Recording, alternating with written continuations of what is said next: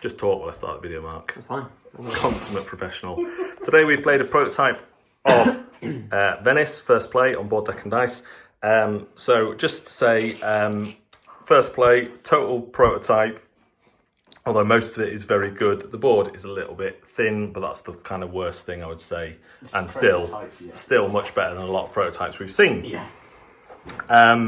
It is essentially a kind of, I think Mark was right when he said it's in a kind of engine buildery, pick up and deliver movement-y one, because as you get your assistants out in these buildings, if you stop at them, you can move your assistants round, which gives you access to more abilities.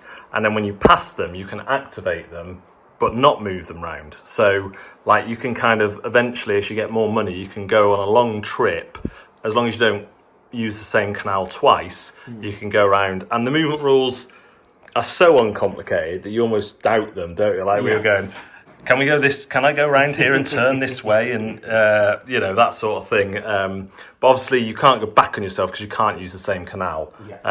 So it doesn't need arrows or stuff like that. That works really well. Apart from usual kind of prototype issues, a few kind of rules wording that the rule book isn't big enough yet or doesn't have all the cards in yet. I thought all of that stuff was good and at a good stage for prototypes we've seen. I like the game, so I get my biggest problem out of the way now, is that because of the nature, and it's a similar problem that Terraforming Mars has, if you see it's a problem, is as you go along, your goes invariably get longer, and you start to think, oh, I want to go here, here, and here. Do I have enough money to do it? Or if I don't have enough money, can I manipulate the route to get me more money so I can carry on that route? And that takes a lot of grokking. And when you have slow players, you could be waiting. Now, there is some mitigation about that, because if players pass your boat or stop on your boat, you get involved in the action as well. But it's not. It's better than some games where there's no interaction off turn. But because of that, you really need to be spending your turn planning your moves. And if you're fast at doing that, you might spend a little bit of time waiting around. We only played 3-player, and so compared to Ragusa, which is this is the kind of second in the series, I would say this is a longer and more complex game. But Ragusa sometimes feels more complex initially because the initial bit of this is quite easy. It's reverse, isn't it? This is easier to follow, I would say. Well, it's more complex, more thinky. I would say it's easier to follow what you're doing. No, I wouldn't agree with that, because in Ragusa you're just putting something out and doing what it says. The difficulty with Ragusa that everyone has is understanding the cost of where you put something and the fact that you get something instantly. And once you've got that, you don't kind of forget it. You might need to double check with people a couple of times. But on this, I guess it's the way your mind works as well, isn't it? But this for me is like, right, I can go down here and get that, and that, but really I want to stop there and move my man up. And then I need to not forget. And so, do you know what I mean? Like, for me, there was more to kind of process, I guess, in this, where in Ragusa, I kind of like, my strategy is perhaps more straightforward, is what I'm saying. Do you know what I mean? Like, there's perhaps less to, not in a bad way, because it's a slightly different way, but there's less to kind of process before you set off. You know, like I've got this, I want to turn this into the next resource. On here, you're like, you forget that it's pick up and deliver almost, because pick up and deliver is normally simpler. I would say this is the most complex pick up and deliver I've played. Ooh, I don't know about that. What else? Go on, name one. Wedge. I think this is more complex than Wasteland. Really? Wasteland delivery is easy. That'd be like a 2 for me in complexity. Out of what, 10 or 5? No, I don't know. Because you're just moving, you're choosing your action and you go in. I don't know. It's more pure pick up and deliver that. True. This, you've got to think about your engines and stuff. There you go and deliver stuff, you get the upgrades. When it boils down to it, I don't think that's a complex game at all. Switching between boats. Whistle Stop isn't more complex, to be fair. Whistle Stop isn't? No, it isn't. No, No, I would say, but I think Whistle Stop's more complex than Weds. I don't know. Because you can only you haven't got the freedom of movement. I need to play Weds again. Yeah, Weds was a piece of pee.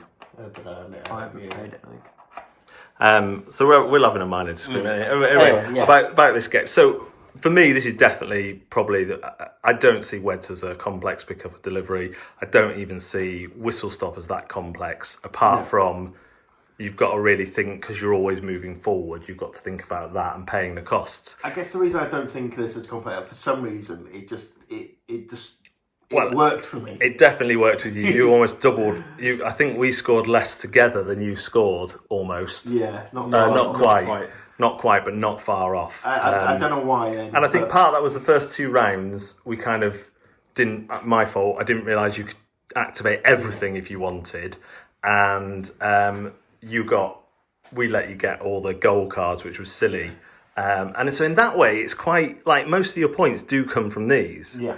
But I was only able to get these because I managed to build up the funds, and at one point I didn't mind having the whole amount of intrigue. Yeah, because I knew I could get rid of it. But I could have gone up and down here, and got 3 in my hand after that. Yeah, it's not that much. These are quite close together to get them, so it's not that much to go back and forth. One thing you did get one off one of these as well, didn't you? Yes, I think. which was a freebie. One thing I noticed is at one point I had, I think, 1 person left, possibly 2. Nick, I think I had 1, Nick had 2, and you had 4. Yeah. Which I think is a bit. I think I got my people out too quick. But there is. I should have gone back and forth and upgraded them instead, because maybe. I had Did you 9 have out. upgraded in the end? I had 9 out and 2 upgraded. I think the bridges helped you as well. The bridges are kind of early, the bridges are. Not only they let you move more because you're not paying, but they're also just a little bit intimidating for the other players, because they're like, this intrigue is intimidating. So basically, Mark lost every which way, but he couldn't even count his score. We'll have to record it as a 0 because he had the most intrigue, and that tracks the Spanish Inquisition. Is it the Spanish? No one expects it. No one expects it, but is it the Spanish?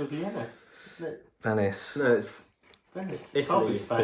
Is arrested by the Inquisition. Doesn't say Spanish. Italian.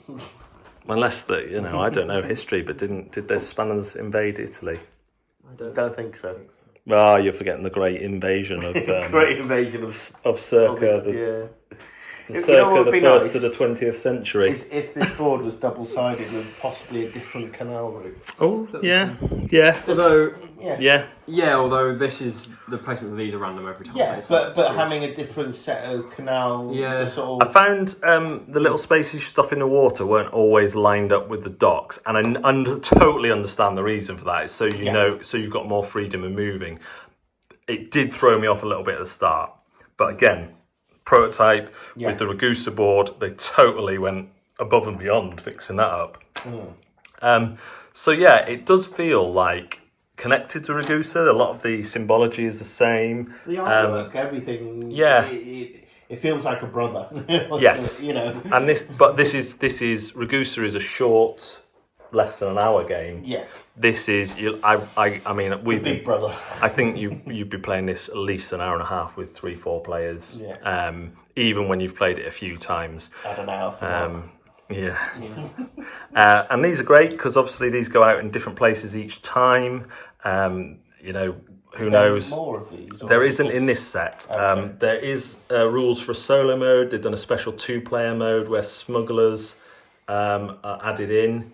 And then there's this 2 ways of ending the game. Depending on player count, you have the Major Council step, again, which we kind of ignored for a long time. If one of us had gone off on that quite early, that would have busted your game as well. So again, it is one of those, I think, particularly when you have one player who groks it, they are gonna win until you've played it once, and then you think, oh, okay, I could have done this, this, and this to stop them. Getting a free bridge out down there is pretty awesome. I should have got more scrolls. Yes. I didn't have. I think I had 1 tile that got me scrolls. Scrolls are your safety net for not getting influence when you have a meeting with someone. And getting rid of it. And getting rid of it at the end. And once it gets towards the end. You finish with 9 scrolls. That's 4 influence down. Yeah. If you want it at the end. And I just kept knocking it. I mean, towards the end, we could have both kept about 5 influence because you weren't going to get it below 5. Yeah. But yeah. Intriguing me. I would say, especially when you've got a close game, having 2 rounds is nice. 2 rounds after the end game's triggered. Yeah. So that's actually a lot more. Yeah. It allows you to sort of finalise your plans. So you are the pick up and deliver man. Well, apparently so. But no, I mean, you enjoy it. I didn't win Weds. I don't win Whistle Stop. But you always enjoy them. Yeah, I think mainly the combination of engine building, which again is not something I usually grok, but with the pick up and deliver and engine building. It's not tableau building in the same way though, is it? You're not doing it in front of you. So it's more visually connected to the map, which is probably what maybe is in your favour, because you like solving the map, the puzzle or the route. Yeah. So on this one, you've just got the extra thing of what abilities I'm going to unlock. The engine building you do is putting your men on them early enough to get round. Because if you get on there first as well, you're going to be pushed round by the other people if they come on there, which is really nice. Only the last space can have multiple players on. I felt like I was really efficient in doing these. And they're good because they give you abilities as well. Yeah. I really like this game. I must admit, I think it'll be something I'll definitely get, especially with the solo mode. I think I'd like it more the more I play it. Yeah. I'm usually not very good at engine building. And I think that's what I want to say is to people who like Ragusa, this is definitely a step up. Yes. You kind of know that with the designer being David Turtsky. You know, he does these intricate games, and that does mean that it brings with it the kind of longer player turns. But again, at the start, it's only once you get to the last, I would say, third of the game, when you've got the money to stretch out those goes, and you're thinking, right, I need to do this, this, and this. Yeah, because for quite a while we were just doing one move. And again, it was only, I feel, it only really became noticeable just before the final game got triggered, because that's when the stress is on as well, isn't it? That's when we were kind of, Mark, get a move on. So yeah, it definitely made a really good impression on me. I'm not saying I don't like it at all. I think Ragusa made a more instant impression on me. Like the first time I played it, I was like, whoa. But then it had that, it was kind of like... It's a different factor. Yeah, and I played Calamari, which I really liked, and having a kind of Calamala light was quite nice for me. That is a game where you just it's like one of those, almost like Vital Lacerda light, where you're doing one thing but it has loads of consequences, whereas this definitely you do need to plan more. I'm guessing these are going to be double-sided as well. What have they got on the back? I'd say this is probably my favourite pick-up deliver game. Oh, you can get more intrigue. Hang on, Chris just made a bold statement. I think it is. When I think about it, there is something about it. I would say it's probably my favourite pick-up and deliver. Great. Well, there you go.